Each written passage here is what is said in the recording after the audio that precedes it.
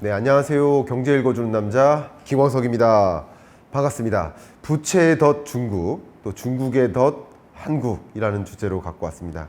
중국의 부채 문제, 특히 숨겨진 부채 문제가 심각한 상황이라고 볼 수 있고, 그 밖에 여러 가지 중국 경제 디플레이션이라든가 청년 실업률이라든가 여러 가지 문제들이 중국 경제를 좀 둘러싸고 있는데, 특히 이 부채의 함정, 부채의 덫에 놓여져 있는 중국으로서는 딱히 그런 디플레이션 혹은 청년 실업률을 방어하기 위한, 극복하기 위한 또 해결책을 모색하는 데 장애가 되고 있는 지금입니다. 그런데 이 중국 경제에 대한 의존도가 높은 한국은 결국 부채의 덫에 놓여진 중국처럼 우리는 중국의 덫에 놓여져 있는 것이 아닌가. 중국 경제가 좀 어려운 국면에 처하다 보니 그 어려운 국면이 고스란히 한국 경제의 위험이 전이되고 있는 모습이지 않을까 하는 걱정에서 중국 경제, 특히 중국의 부채 문제를 적극적으로 한번 거론해보는, 중국의 부채의 문제의 본질은 무엇인지 제대로 한번 들여다보는 그런 시간이 필요하지 않을까 하는 차원에서 이 주제를 준비해 봤습니다.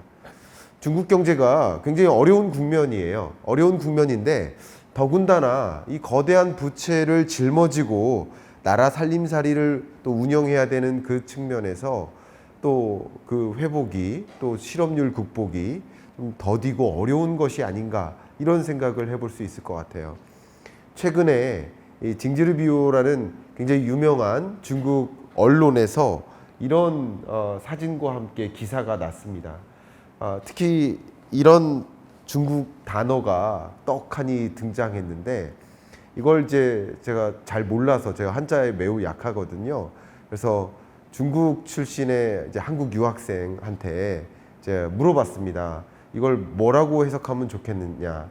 근데 이제 돌발과 같은 용어, 둘발 혹은 돌발 이렇게 읽더라고요. 근데 갑자기 발생한 사건, 갑자기 발생한 습격, 뭐 이런 뜻이라고 표현해 볼 수 있을 것 같아요. 중국의 많은 그 재계에서 기업인들이 이제 일부러 부도를 내고 도망가는 현상이에요. 해외로 고의로 부도를 내고 탈출하는 그런 일들이 만만치 않게 일어나고 있다. 그게 급속도로 일어나고 있고 앞으로 더 늘어날 소지가 많다라는 뜻의 그림입니다. 중국으로부터 해외 주요 기업들이 이탈하는 차이나 엑소더스 현상도 정말 만만치 않게 굉장히 중요한 현안이라고 볼 수 있는데, 이제 중국 기업마저, 중국 재계마저 중국으로부터 이탈하는 현상이 또 한 가지 크게 등장한 그런 배경이 된다. 이런 과정에서 우리는 또 빚 문제, 부채 문제를 들여다보지 않을 수가 없는 상황입니다. 중국에 숨겨진 부채가 있다라는 이야기를 지금부터 시작해 보도록 하겠습니다. 골드만삭스에서 얼마 전에 보고서를 냈는데, 중국 경제가 안고 있는 가장 큰 걱정이 뭐냐, 가장 우려사항이 뭐냐.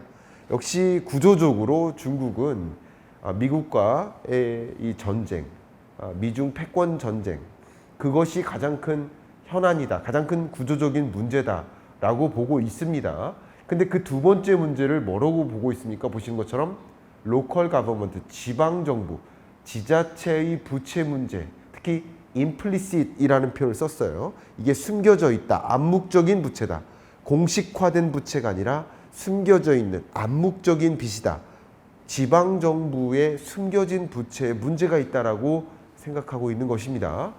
근데 이 부채의 구조를 보면요, 골드만삭스가 이렇게 복잡하게 분석했습니다. 가볍게만 설명드리면, 전체의 중국 정부 부채가 있다 한다면 그 중에 일부는 정부 부채, 공식화된 정부 부채, 오피셜한 government debt라고 표현해 볼 수 있겠죠. 근데 그거 말고 implicit, 숨겨져 있는 암묵적인 정부 부채가 있다라는 것이고, 그 암묵적인 정부 부채의 일부는 중앙정부의 부채일 것이고, 또 일부는 local government, 지방정부의 부채 문제다라고 이렇게 한정할 수 있겠는데, 이 그림을 좀 명료하게 단순화해서 보시는 게 좀 유리하겠죠. 보시는 것처럼 광의의 정부 부채는 일부 공식적인 정부 부채와 암묵적인 숨겨져 있는 정부 부채로 구분해 볼 수 있다. 근데 이 공식적 정부 부채에는 일부가 중앙정부의 부채고 일부가 지방정부의 부채다. 구분하셨죠. 그리고 암묵적 정부 부채에는 또 중앙정부가 짊어진 부채도 있고 지방정부가 짊어진 암묵적 정부 부채가 있는데 이 지방정부가 짊어진 암묵적 정부 부채의 가장 지대한 것 바로 LGFB다라는 거예요. LGFB에 우리는 초점을 가져봐야 될 것 같습니다. LGFB라는 주제가 떡하니 언론에 많이 등장하고 있습니다. 영어로 읽어보신다면 Local Government Financing Vehicle. 그러니까 vehicle이 뭐 자동차나 뭐 이런 표현도 있겠지만 기구, 도구 이런 뜻을 갖고 있겠죠. 그러니까 지방 정부가 금융, 돈을 마련하기 위한 하나의 기구, 장치. 그러니까 지방 정부 융자 기구 이렇게 해석하면 좋을 것 같아요. 이 지방 정부 융자 기구 혹은 지방 정부 융자 플랫폼을 통해서 지방 정부가 결과적으로 암묵적인 보증을 줍니다. 어디에게? 은행에게. 대신 은행으로부터 뭐 합니까? 지방 정부가 우리가 보증해 줄게. 너네가 이 지방 정부 융자 기구에 대출 좀 해줘라. 채권 투자를 좀 해줘라. 지방 정부가 채권을 발행하면 이 융자 기구를 통해서 채권을 발행하면 은행 너네가 좀 많이 사줘라. 대출 좀 많이 해줘라. 이겁니다. 쉽게 말씀드리면 뭐 제가 대전 출신이니까 대전광역시라고 해보겠습니다. 대전광역시가 대전광역시 융자 기구 뭐 이런 걸 만들어요. 그러면 이 융자 기구에게 융자 기구를 설립하고 은행, 지방은행한테 여기에 대출 좀 해줘 이렇게 하는 거야. 대신 나 믿지 하면서 내가 보증해 줄게 이거예요. 근데 이 지방 정부 융자 기구는 그 자금을 마련해서 뭐 합니까? 자금을 어디에 투입하죠? 인프라 프로젝트에 많이 투입을 합니다. 인프라 프로젝트라고 한다면 예를 들어서 도로를 정비한다든가 뭐 건물을 짓는다든가 혹은 댐을 건설한다든가 여러 가지 인프라 프로젝트를 수행해요. 그러면 그 속에서 나오는 수익이 발생하겠죠. 그럼 수익을 회수하면 그 수익을 가지고 부채를 상환하는 방식, 이게 LGFB라고 볼 수 있을 것 같습니다. 네, 이 지방정부 융자기구의 또 다른 구조를 보면 방금 말씀드렸던 것처럼 지방정부가 직접 상환을 하거나 보증을 해줌으로써 LGFB는 자금을 마련하고 그걸 가지고 소위 인프라 사업을 벌이는 거죠. 근데 이 금융기관으로부터 혹은 은행이죠. 보험, 증권사, 신탁회사 이들로부터 자금을 마련하고 또 지방채를 발행하고 그런 시스템이고 결국 금융기관은 중앙국 인민은행, 중앙은행으로부터 대출을 공급받고 지방채 담보로 제공을 해주는 방식이죠. 이렇게 하다 보면 중국 예를 들어서 인프라 사업이 우리나라로 치면 분양 사업 생각해 보세요. 민간 기업들이라고 생각해 보세요. 미분양 주택 건수가 근래 들어 많이 늘었었죠. 최근 해소되고는 있지만 7만 5천 호까지 늘어나는 과정에서 결국 건설사들은 대출을 받고 그리고 이거 분양 완료되면 더 갚을게요 하면서 대출을 받고 분양 사업을 했는데 분양이 안 되면 돈을 갚을 능력이 있습니까? 없잖아요. 마찬가지예요. 미국 경제랑 좀 비슷한 일은 미국 경제는 그런 일이 상업용 부동산 시장에서 나타나는 것이고 중국 경제의 경우에는 인프라 산업에서 나타나는 겁니다. 특히 지방정부의 대출, 이 문제가 제대로 인프라 사업을 하고 수익을 영위한 다음에 그걸 가지고 결과적으로 지방 은행이나 보험, 증권사, 신탁회사에 돈을 갚는 방식인데 못 갚는 거예요. 그럼 결국 전체 금융부실로 전개되지 않겠습니까? 그게 중국 경제의 가장 큰 덫이라는 거죠. 숨겨진 부채가 얼마나 많은지를 좀 지금부터 본격적으로 보도록 하겠습니다. 중국의 정부 부채 추이예요.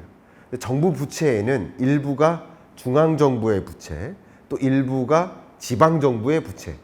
중앙정부의 부채에도 오피셜한 공식적인 정부 부채가 있고 임플리시트, 숨겨진 부채가 있겠죠. 지방정부에도 마찬가지 오피셜한 정부 부채가 있겠지만 임플리시트, 숨겨진 부채가 있겠죠. 근데 보시는 것처럼 뭐를 중심으로 부채가 급격히 늘어납니까? 초록색, 지방정부의 숨겨진 부채를 중심으로 부채가 늘어나는 현상이 눈에 띄게 나타나죠. 결과적으로 우리에게 보여지는 공식적인 부채 규모는 그렇게 큰 문제가 아닐 것 같아 보이지만 숨겨진 부채 문제를 해결하지 못하는 지금 중국 경제의 상황을 놓고 본다면 이건 매우 심각한 상황이다 라고 표현해 볼 수 있을 것 같습니다. 좀 간소화해서 여러분께 보여드리면요, 최근 들어서 중앙정부가 전체 정부 부채가 차지하는 비중이 있을 거 아니에요. 그러니까 GDP 대비 비중입니다. GDP 대비 중국 부문별 정부 부채 비중을 살펴보면 중앙정부의 부채는 GDP 대비 23% 정도 비율이 되는데 지방정부는 32%가 됩니다. 지방정부의 부채 문제가 조금 더 심각하다라고 생각해 볼 수 있겠죠. 그런데 2018년과 23년을 쭉 추세를 비교를 하면서 보세요. 중앙정부의 부채 문제가 그렇게 심각하게 늘어나는 것 같지는 않죠. 그러니까 GDP 증가 속도와 중앙정부의 부채 증가 속도를 보면 중앙정부의 부채 증가 속도가 더 빠르기 때문에 이 비율이 늘어나는 거겠죠. 근데 지방정부의 부채 증가 속도는 더 빠르고요. 더더군다나 지금 말씀드렸던 LGFB의 부채 증가 속도는 더 빠르고 23년 기준으로 보면 53%나 비율이 차지하니까 정말 그 어떤 부채, 공식적인 지방정부 부채, 중앙정부 부채보다 비공식적인 숨겨진 지방정부의 부채 문제가 훨씬 더 심각한 상황이겠구나라는 것을 가늠해 볼 수 있을 것 같습니다. 이것을 좀 어렵게 보실 수 있는데 보시는 것처럼 중국의 이 정부 부채 비율이 GDP 대비 비율이죠. 사실 이 공식적인 부채만 갖고 생각해 보면 일본이나 인도나 뭐 미국이나 유로존보다도 오히려 낮게 형성되어 있죠. 그런데 비공식적인 숨겨진 부채까지 감안하면 이 빨간색 점선이 짙은색 실선으로 빨간색 실선으로 바뀌죠. 보시면 일본의 경우 정부 부채 비율이 굉장히 높은 편입니다만 잃어버린 30년을 겪었으니까 경제 성장 속도는 더딘데 정부 부채가 증가한 속도는 많으니까 일본 경제가 좀 이렇게 잃어버린 30년을 겪게 된 배경 중에 하나가 또 부채인 거죠.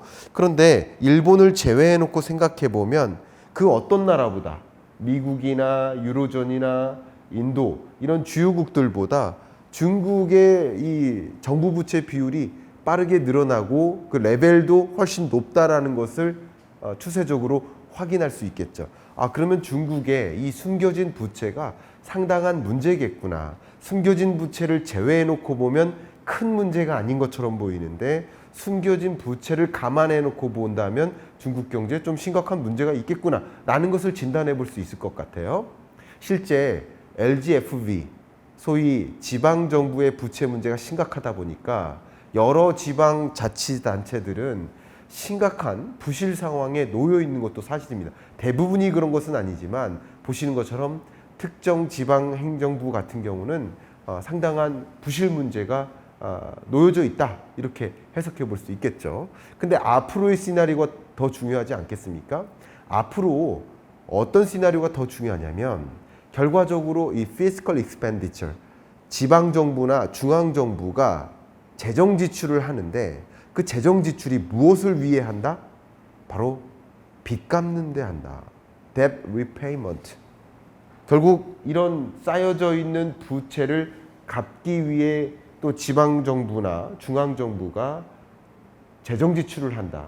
결과적으로 빚이 이만큼 놓여져 있기 때문에 중국 실업난, 중국 디플레이션 우려, 여러 중국 경제가 당면에 있는 숙제들이 있는데 이 빚이 너무나 많기 때문에 결국 지방 재정이 빚 갚는 데 투입되다 보니까 실업난을 극복하기 위해서 경기를 부양시키거나 디플레이션 우려를 막거나 하는 여러 사실 다른 숙제들을 해결하기가 어려워진 것이에요. 그래서 빚의 덫 혹은 부채의 덫 이렇게 표현을 해본 겁니다. 중국 정부 부채의 시나리오를 보면요. 보시는 것처럼 이렇게 부채 규모가 최근 들어 5%, 연평균 5% 수준으로 계속 늘어나고 있었는데 앞으로도 그렇게 늘어날 수 있다라는 시나리오. 근데 그나마 이 증가 속도가 둔화될 수 있다. 2% 수준으로 net debt growth, 그러니까 결국 순 정부 부채의 증가 속도가 2% 정도로 안착될 수 있다라는 시나리오, 그러니까 5%를 유지하거나 2%로 좀 긍정적으로 부채의 규모가 이제는 좀 증가 속도가 둔화될 수 있다라는 시나리오 두 가지가 있겠죠. 그리고 또 두 가지, 인터레스트 레이트, 금리를 4% 수준으로 만드느냐 아니면 1% 수준으로 만드느냐, 두 가지 또 시나리오가 있겠죠. 그러면 결과적으로 2 곱하기 2 하면 4가 되죠. 네 가지 시나리오가 있을 겁니다. 그러니까 이 초록색을 보시면 지금까지 전개된 중국의 정부 부채 규모를 보여주는 거, GDP 대비 중국 정부 부채가 차지하는 그 비율이죠. GDP 대비 비율로 보면 계속 늘어났는데 앞으로는 어떻게 전개될까라는 거예요. 근데 최악의 시나리오로 제기를 한다면 보시는 것처럼 5% 수준의 증가 속도를 유지하면서 특히 이 금리를 4%를 가져간다라고 한다면 결국 이자를 갚기 위해 더 많은 빚을 마련해야 돼요. 그죠? 이자 상환을 위해서 또 다른 부채에 의존을 해야 되는 그런 시스템이 계속 전개되기 때문에 4%의 높은 금리를 유지하면서 계속 전개됐다가는 중국의 정부 부채 문제가 더 심각해질 수 있다라는 시나리오인 거예요. 그런데 정부 부채 규모가 그래도 좀 하향 안정화될 수 있지 않겠느냐, 2% 수준으로. 그리고 여기서 1% 수준으로 낮은 금리를 유지하면 그나마 정부 부채를 잡을 수 있다라는 해석이 가능하죠. 골드만삭스는 이렇게 네 가지 시나리오로 정부 부채 시나리오를 제시를 했습니다.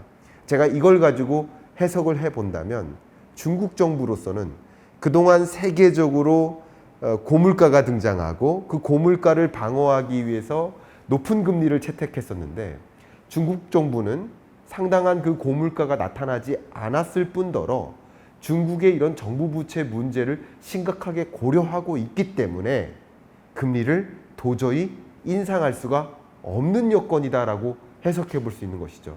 그래서 중국 정부 같은 경우는 23년, 24년 경제도 좀 어두울 뿐더러 디플레이션이라는 압력도 같이 차지하고, 그러면 이 디플레이션을 방어하기 위해서 물가를 정상화하기 위해서는 낮은 금리를 유도할 수밖에 없는 입장이고, 중국 정부 부채마저 고려를 한다면 금리를 도저히 이렇게 인상할 수가 없는 상황인 것이다 라고 정리해 볼 수 있을 것 같습니다. 네, 중국 경제가 이렇게 어려운 상황에 놓여 있는데 우리는 어떻게 대응할까 고민을 많이 해보지 않을 수가 없는 입장입니다.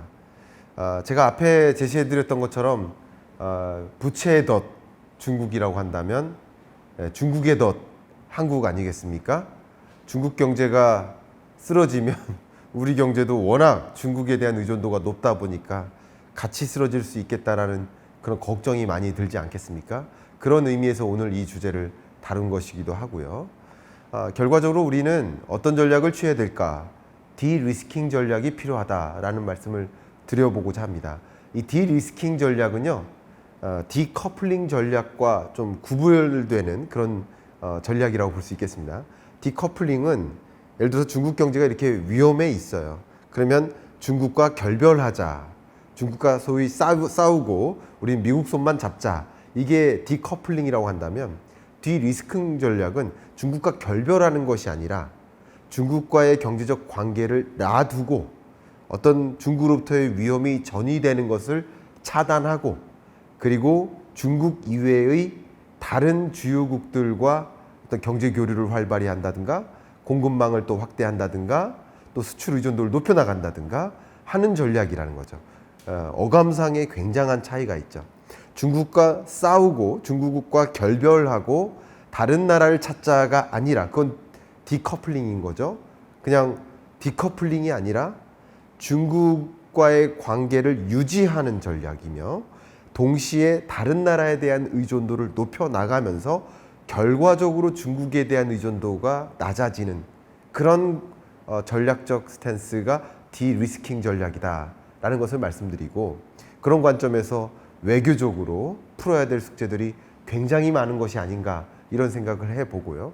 특히 중국발 어떤 부채 문제, 중국발 어떤 금융 부실 문제, 이게 한국 금융 부실로 전개되지 않도록 하는 어떤 전개되는 고리를 차단하기 위한 그런 정부 정책적인 대응 전략, 그리고 많은 기업들의 이런 중국 경제의 위험 요인들, 위기 의식 이런 것들을 좀 갖고 혹여나 중국으로부터 어떤 금융사로부터 수금받을 돈이 있다든가 중국과의 경제적인 교류를 하고 있는 혹은 중국의 생산기지를 두고 있는 여러 경제적 관계가 있는 기업들이 또 중국으로부터의 어떤 위험을 그대로 전이받지 않도록 하는 이런 위험을 인식하는 것, 어떤 중국의 문제가 현재 있는 것인지를 제대로 들여다보고 대응하는 것, 이것이 좀 필요한 상황이지 않을까. 그게 바로 또 디리스킹 전략이 될 수 있지 않을까 생각을 해보고요.